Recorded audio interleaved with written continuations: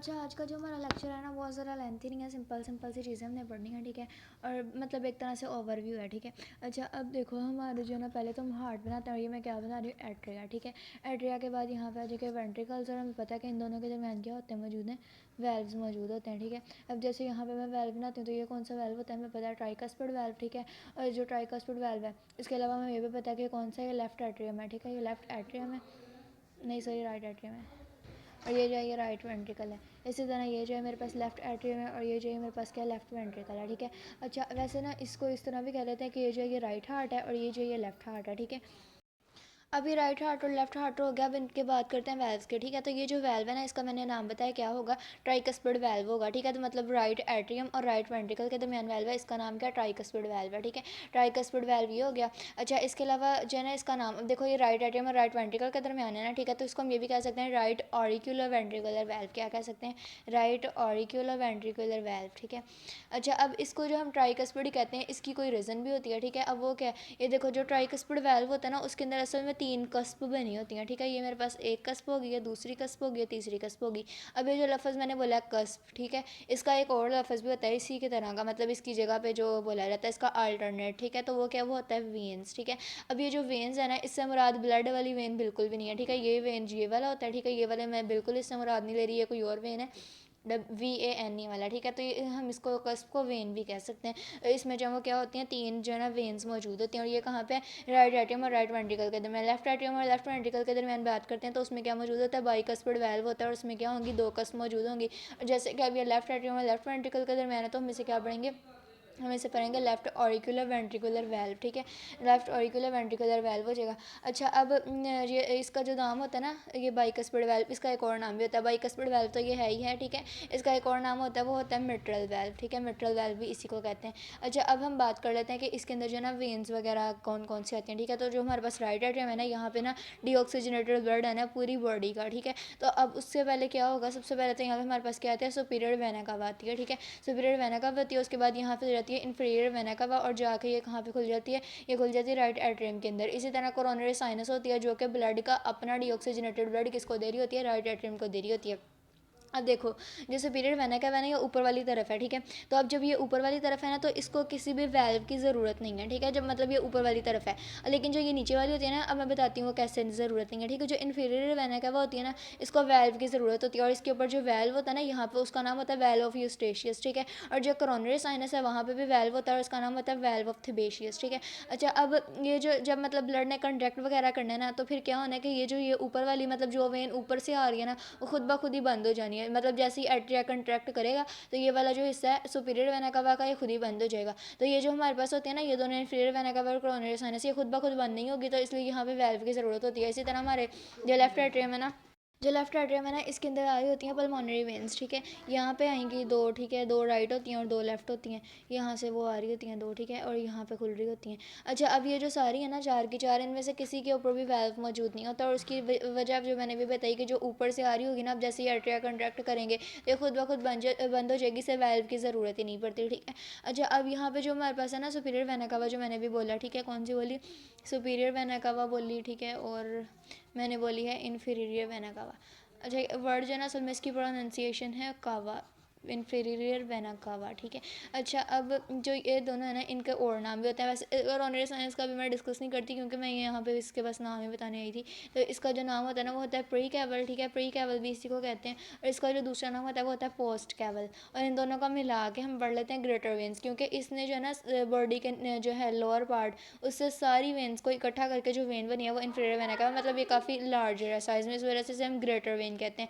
और जो superior vena cava, ये क्या, ये ऊपर वाले हिस्से को सारे का जो ब्लड है डीऑक्सीजनेटेड इकट्ठा करके वो सुपीरियर वेना कावा में है, जिसकी वजह से हम इसे क्या कहते हैं कि ये जो है ना ग्रेटर वेन है, ये भी ग्रेटर वेन है और ये भी ग्रेटर वेन है, ठीक है। अच्छा, अब क्या होगा, जो डीऑक्सीजनेटेड ब्लड है ना, वो ट्राइकस्पिड वेल्व से गुजरेगा, ठीक है। गुजर के वो किसके अंदर आ जाएगा, वो आ जाएगा जो राइट वेंट्रिकल है उसके अंदर, ठीक है। अब राइट वेंट्रिकल से क्या निकलेगा, यहाँ से निकलेगी पल्मोनरी ट्रंक, ठीक है। पल्मोनरी ट्रंक निकलेगी, मैं दूसरे कंसल से बता देती हूँ। अच्छा, यहाँ पे हमारे पास क्या आएगी, यहाँ पे जो है ना पल्मोनरी ट्रंक वो आ जाएगी, ठीक है। अब जो पल्मोनरी ट्रंक है ये जो इसका दूसरा नाम है ना वो पल्मोनरी आर्टरी भी हम इसे कह सकते हैं, ठीक है। जो पल्मोनरी आर्टरी यहाँ से निकलेगी ना, इसके अंदर होगा डीऑक्सीजनेटेड ब्लड। और हमें ये बात पता है कि जो सारी की सारी आर्टरीज होती हैं उनके अंदर कैसा ब्लड होता है, उनके अंदर होता है ऑक्सीजनेटेड ब्लड। लेकिन ये वहाँ पल्मोनरी आर्टरी ऐसी आर्टरी होती है जिसके अंदर कैसा ब्लड होता है, डीऑक्सीजनेटेड, ठीक है। और ये है ना इसने आगे डिवाइड होना है, ठीक है। एक राइट ब्रांच निकलेगी, एक लेफ्ट ब्रांच निकलेगी, और ये लंग्स के पास जाएगी, और लंग्स के पास जाके क्या होगी, ऑक्सीजनेट होगी। और जो ब्लड है उसकी ऑक्सीजनेशन करवाएगी। मतलब असल में क्या होगा, ये हमारे पास एल्वेलाई है, मतलब वो जो ब्रोंकाई ब्रोंक्यूल बने थे वो डिवाइड हो के एल्वेलाई बने, ठीक है। और ये जो हमारे पास ब्रांचेस बनी थी, ये ब्रांचेस जो है ना किसके अंदर चली जाएंगी, ये ब्रांचेस बन जाएंगी कैपिलरी, ठीक है। और जो कैपिलरी है यहाँ पे क्या होगा, कार्बन डाइऑक्साइड ज़्यादा होगी और यहाँ पे ऑक्सीजन ज़्यादा होगी, और फिर ये आपस में एक दूसरे के साथ डिफ्यूज़ हो जाएंगे, और जो ब्लड है वो ऑक्सीजनेट होगा, और ऑक्सीजनेट होगा वो कहाँ पे आएगा, पल्मोनरी वेन्स के पास आएगा, और पल्मोनरी वेन्स से वो कहाँ पे आ जाएगा, लेफ्ट एट्रियम के अंदर आ जाएगा, ठीक है। लेफ्ट एट्रियम के अंदर आ गया। अब हमारे पास जो वेल्व है यहाँ पे कौन सा है, यहाँ पे बाइकस्पिड वेल्व, और बाइकस्पिड वेल्व से जो है ना वो नेक्स्ट गुजरेगा और किसके पास जाएगा, लेफ्ट वेंट्रिकल। लेफ्ट वेंट्रिकल से भी फिर एक निकलती है, वो हमारे पास क्या होती है, वो होती है एओर्टा, ठीक है। वो एओर्टा जो है ना वो मतलब तकरीबन जो पल्मोनरी आर्टरी है इसको टच कर रही होती है। अच्छा, हमें एक और चीज़ बतानी थी, यहाँ पे जो वेन्स होती हैं उनके अंदर हमेशा कैसा ब्लड होता है, उनके अंदर हमेशा होता है डीऑक्सीजनेटेड ब्लड। लेकिन जो पल्मोनरी वेन्स है ना वो वहाँ ऐसी वेन्स है जिनके अंदर कैसा ब्लड है, ऑक्सीजनेटेड ब्लड है, ठीक है। और यहाँ पे मैंने बताया एओर्टा निकलेगी, ठीक है। एओर्टा जो है ना उसका दूसरा नाम होता है सिस्टमिक आर्च, ठीक है, सिस्टमिक आर्च। अब ये लेफ्ट वेंट्रिकल से निकल रही है, और ये किस साइड पे, लेफ्ट साइड पे। मैंने बताया था कि जो लेफ्ट वाला पार्ट है ना, लेफ्ट एट्रियम लेफ्ट वेंट्रिकल, इसको मिला के हम ये भी कह देते हैं कि लेफ्ट हार्ट है, ठीक है। तो लेफ्ट हार्ट से क्या निकल रही है, एओर्टा या सिस्टमिक आर्च। तो हमारे अंदर जो सिस्टमिक आर्च है वो कैसी है, वो लेफ्ट सिस्टमिक आर्च है। अच्छा, ये जो सिस्टमिक आर्च है यहाँ से निकलेगी ऑक्सीजनेटेड ब्लड लेकर, और पूरी बॉडी को जो है ना ट्रांसपोर्ट करेगी, ये आगे निकलती जाएगी, इससे ब्रांचेस निकलती जाएंगी, और वो पूरी बॉडी जो जो आगे ऑर्गन आता जाएगा उसको ट्रांसपोर्ट करते जाएंगे, ठीक है। अच्छा, अब जो सिस्टमिक आर्च है हमारे अंदर तो लेफ्ट है, लेकिन जो बर्ड्स होते हैं ना उनके अंदर सिस्टमिक आर्च राइट होती है, मतलब उनके अंदर यहाँ से एओर्टा निकल के पूरी बॉडी को जो है ना ब्लड सप्लाई करेगी। अच्छा, यहाँ पे भी हमारे पास वेल्व्स होते हैं। अब इन वेल्व्स की बात करते हैं, यहाँ पे मेरे पास कौन सा वेल्व होगा, ठीक है। तो हमें पता है कि ये पल्मोनरी आर्टरी है, पल्मोनरी ट्रंक है, ठीक है। तो यहाँ पे जो है ना वेल्व होता है वो होता है सेमिल्यूनर वेल्व। कौन सा वेल्व होता है, सेमिल्यूनर वेल्व, ठीक है। अब सेमिल्यूनर वेल्व तो है वैसे नेचर में ट्राइकस्पिड या बाइकस्पिड है, तो ये भी ट्राइकस्पिड होता है। हमारे पास सिर्फ जो है ना पूरे के अंदर एक ही जो बाइकस्पिड वेल्व था वो था लेफ्ट हार्ट के अंदर, ठीक है, बाइकस्पिड वेल्व था, और जिसका दूसरा नाम था मिट्रल वेल्व। बाकी सारे जो है ना वो ट्राइकस्पिड होते हैं। इसी तरह ये जो एओर्टा है तो इसकी जो बेस पे होगा उसको हम कहते हैं एओर्टिक सेमिल्यूनर वेल्व, और वो भी कैसा होता है, एओर्टिक सेमिल्यूनर वेल्व भी जो है ना वो ट्राइकस्पिड होता है, ठीक है, नेचर के अंदर ट्राइकस्पिड वेल्व होता है। अच्छा, अब ये जो दोनों वेल्व्स हैं ना इनकी वजह से हार्ट बीट्स जो है ना वो भी प्रोड्यूस होती हैं, और इसी तरह ये जो वेल्व्स हैं एवी वेल्व्स भी जो है ना प्रोड्यूस होती हैं। इनको एवी वेल्व कहते हैं और इनको एसएल वेल्व्स कहते हैं, ठीक है।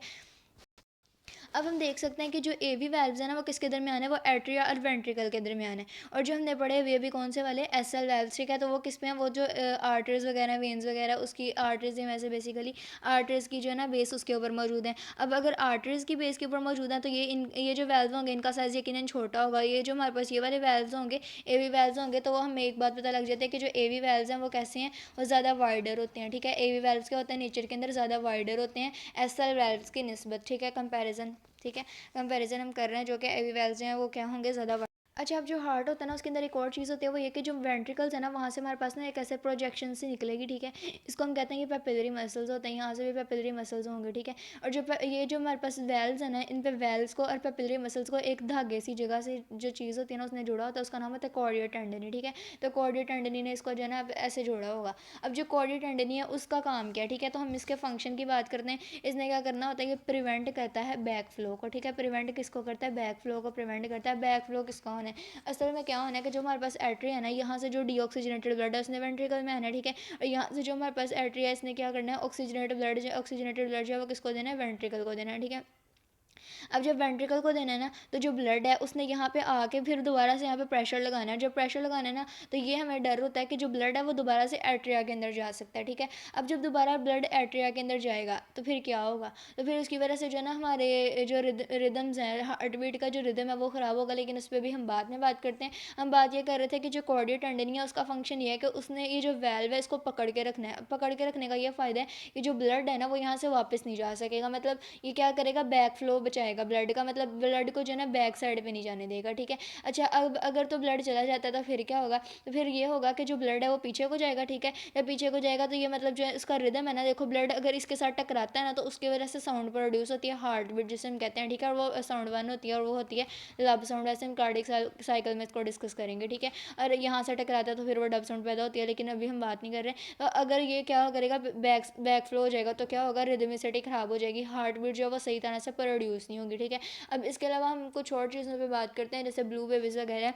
तो उसमें क्या होता है, उसमें ये होता है कि जो हमारे पास ये है ना, जैसे मैं यहाँ पे बना के बताती हूँ, ये मेरे पास क्या है, एट्री है दोनों, ठीक है। ये मेरे पास दोनों एट्री हैं, तो यहाँ पे जो है ना एक ओपनिंग है, ठीक है। और ये कब होती है, एम्ब्रियोनिक लाइफ में, फीटल लाइफ में, मतलब जब जो एक बच्चा है वो बन रहा है, ठीक है, तब उसके दरमियान में यहाँ पे एट्रिया के दरमियान एक ओपनिंग होती है, ठीक है। इस ओपनिंग होता है इंटर एट्रियल फोरामेन, ठीक है। इसको क्या कहते हैं, inter atrial foramen. Inter atrial क्यों, क्योंकि ये एट्रिया के दरमियान है, और इसके अलावा क्या नाम है इसका, फोरामेन। अब जब एक बच्चा बन जाता है मुकम्मल पैदाइश के बाद, ये जो इंटर एट्रियल फोरामेन है ना, ये बदल जाती है फोसा ओवेलस के अंदर, ठीक है। किसके अंदर, फोसा ओवेलस के अंदर।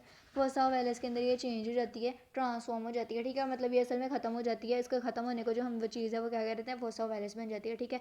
अब बाज़ दफ़ा ये होता है कि बच्चे की जो डेवलपमेंट है वो कंप्लीट नहीं हुई होती है, ठीक है। जब कंप्लीट नहीं होती तो क्या होता है, ये सुराख बाकी रह जाता है, जिसकी वजह से यहाँ पे डीऑक्सीजनेटेड ब्लड है और यहाँ पे ऑक्सीजनेटेड ब्लड है, ये दोनों मिक्स हो जाएंगे, ठीक है। जब ये दोनों मिक्स हो जाएंगे तो क्या होगा, जो बच्चा है ना उसकी पूरी बॉडी के अंदर जो ब्लड ट्रांसपोर्ट होगा वो कैसा ट्रांसपोर्ट होगा, वो डीऑक्सीजनेटेड और ऑक्सीजनेटेड दोनों तरह का ब्लड ट्रांसपोर्ट होगा। हमें पता है कि जो ऑक्सीजनेटेड ब्लड होता है ना, इसका कलर रेड होता है, लेकिन जो डीऑक्सीजनेटेड होता है ना, उसका कलर ब्लू होता है। क्यों होता है, क्योंकि उसके अंदर ऑक्सीजन नहीं होती। जब ऑक्सीजन नहीं होती तो हीमोग्लोबिन जो है वो उसके साथ ऑक्सीजन अटैच नहीं है, और जो उसका कलर है वो ब्लू रह जाता है, ठीक है। लेकिन इसमें क्या, हीमोग्लोबिन के साथ ऑक्सीजन अटैच है और वो पूरा रेड रहता है, ठीक है। अच्छा, अब जब इस तरह का ब्लड ट्रांसपोर्ट होगा ना ब्लू रेड सा, तो जो पूरा बेबी है उसका कलर भी कैसा हो जाएगा, ब्लू। और इस डिजीज़ का नाम भी यही होता है, ब्लू बेबीज़, ठीक है। इसके अलावा एक और चीज़ होती है, वो भी एक ओपनिंग होती है, जो कि कब होती है, एम्ब्रियोनिक लाइफ के अंदर। वो देखो, जैसे मेरे पास ये है पल्मोनरी आर्टरी, ठीक है, ये मेरे पास है एओर्टा, ठीक है। तो यहाँ पे भी एक ओपनिंग होती है, उस ओपनिंग का नाम होता है डक्टस आर्टेरियोसिस। क्या नाम होता है उस ओपनिंग का, डक्टस आर्टेरियोसिस। अब जो डक्टस आर्टेरियोसिस है ना, इसका ज़्यादा प्रॉब्लम नहीं बनता, ज़्यादा जो प्रॉब्लम बनता है ना वो इंटरएट्रियल फोरामेन का बनता है। इस ओपनिंग का ज़्यादा मसला नहीं बनता, ये अमूमन बंद हो जाती होती है, ठीक है। अच्छा, अब जो ऑलमोस्ट हमारा लास्ट पॉइंट है ना, वो ये है कि जैसे मेरे पास ये क्या है, ये मेरे पास है हार्ट, ठीक है। और इसके गिर्द जो है ना, वो हमारे पास जो दीवार है उसका नाम होता है एपिकार्डियम, ठीक है। एपिकार्डियम का दूसरा नाम होता है विज़रल पेरिकार्डियम। और उसके बाद जो अंदर को आती है वो मायोकार्डियम आती है, और एंडोकार्डियम, ये मैंने पहले बता दिया हुआ था लेक्चर में, ठीक है। और ये मेरे पास क्या है, मेरे पास है पेरिकार्डियम, ठीक है। ये क्या है, पेरिकार्डियम है। और पेरिकार्डियम और एपिकार्डियम, इन दोनों के दरमियान जो फ्लूइड है ना, इसका नाम क्या होता है, पेरिकार्डियल फ्लूइड, जो कि पेरिकार्डियल कैविटी में मौजूद है, ठीक है। अच्छा, अब ये जो फ्लूइड है ना, इसकी मिकदार कितनी होती है, इसकी मिकदार होती है 15 मिलीलीटर। मतलब पूरा जो फ्लूइड है वो यहाँ पे कितना होता है, 15 मिलीलीटर होता है। और ये ओवर एक्सटेंशन से हार्ट को बचा रहा होता है, ठीक है।